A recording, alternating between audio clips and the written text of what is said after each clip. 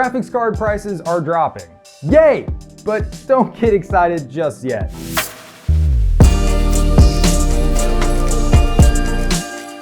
GPU prices may be coming down, but they're still way more expensive than they should be. Thankfully, you don't need to wait for graphics cards to get cheap before building a gaming PC. I put together a gaming PC without a graphics card, and it's the perfect platform to slot in a GPU in the future.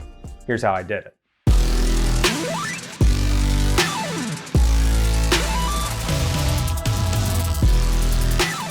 So this PC clocked in around $800. You can find a link to the list of components below. I changed a couple of things for the list versus what I'm using here, but it won't change performance at all. I'm using a slightly larger power supply and more storage, but that's just because that's all I had available. If you build the PC on the list, it should perform identically to the one I'm building here. With that out of the way, let's run down the specs.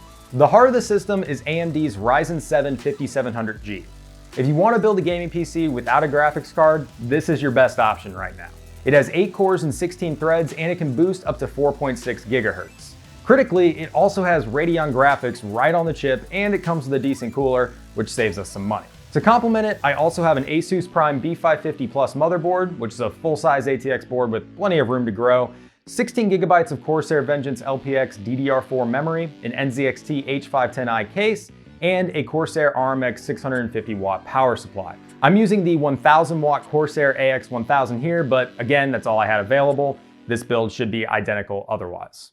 This video is brought to you by Western Digital and the new WD Black SN770 NVMe SSD.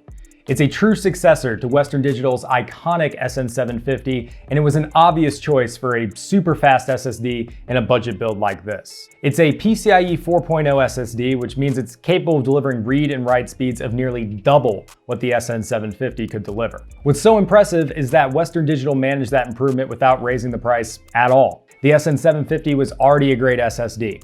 The SN770 is a great SSD, and it just so happens to be inexpensive as well. And it'll last you a long time. The build I'm putting together here is limited to PCIe 3.0, but that's not a big deal with the SN770. It's backwards compatible, and with Western Digital's 5-year limited warranty, you can carry the SN770 through many PC builds over the course of years. No joke, I'm using a WD Black hard drive in a rig right now, and it's like 8 years old. For maximum performance and reliability at a price well below the competition, the WD Black SN770 is the ultimate SSD for your next build. Follow the link in the description to learn more. This system is limited to PCIe 3.0 because of the processor, and the SN770 is a PCIe 4.0 drive. The good news is that everything else in the system supports PCIe 4.0, so you can slot it in one of AMD's Ryzen 5000 processors once you have a discrete GPU and unlock the SN770's full speed. Now, on to the build. This isn't a full guide on how to build a PC, so if you're a complete beginner, make sure to read our full written guide linked in the video description. Please, if this is your first time building a PC, follow our written guide closely instead of this video. Still, I can talk you through the build process. The first step is to build the PC outside the case. Get the motherboard out and set it on top of the box, and then open the lever next to the CPU socket and take your processor out. Grab it on the edges, being very careful not to touch the pins on the bottom. Line up the triangle on the edge of the processor to one on the motherboard and drop it in. Give it a very slight wiggle here to make sure it's in place and pull the lever back down. Next is the cooler. For AMD, you usually have to hook one side of the cooler around a bracket on the motherboard and then hook the other one in.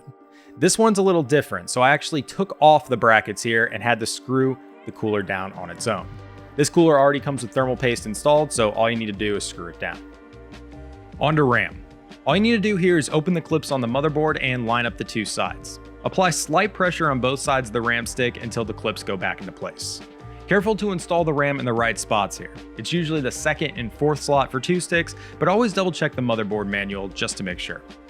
The last thing is the WD Black SN770. Screw in the standoff in the correct slot, that's M.2 2280 for the SN770, and slot the hard drive in at an angle. Slightly press down on the other end and use the included screw to secure it in the semicircle. That's it. Believe it or not, the PC is actually built here. All that's left is to install the I/O shield in the case, carefully slot the motherboard in by holding onto the cooler, and screw everything down. Once that's done, install your power supply under the case, run all of your power and front panel cables, and you're done.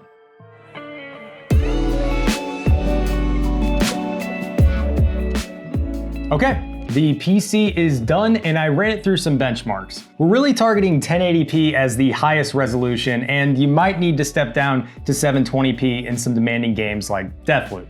I also ran benchmarks with an AMD RX 6600 XT to give you an idea about performance with a budget graphics card. For the 5700G on its own, you shouldn't have any problems with popular esports titles at 1080p. We're seeing an average of 86 FPS in Rainbow Six Siege at medium settings, 76 FPS in Fortnite, and 90 FPS in Rocket League with its performance preset. Of course, I'm running at lower settings, but 1080p is feasible in less demanding titles. I also tested out Deathloop to gauge a more demanding single-player game, as well as test AMD's FSR upscaling.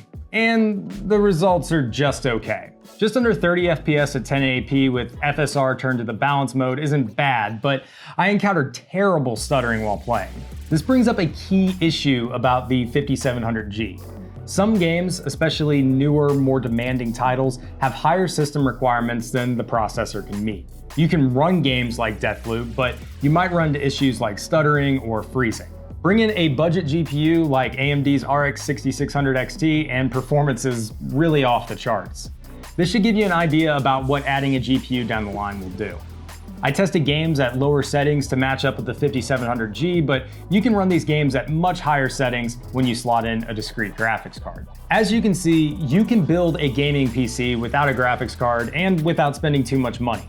This isn't a high-end machine by any means, but it gives you a foundation to upgrade and add components to in the future, especially once graphics cards are a decent price. Let me know if you enjoyed the video by leaving it a thumbs up, and leave me a comment about if you plan on building this machine. While you're down there, we would of course appreciate a subscription as well. Thanks for watching.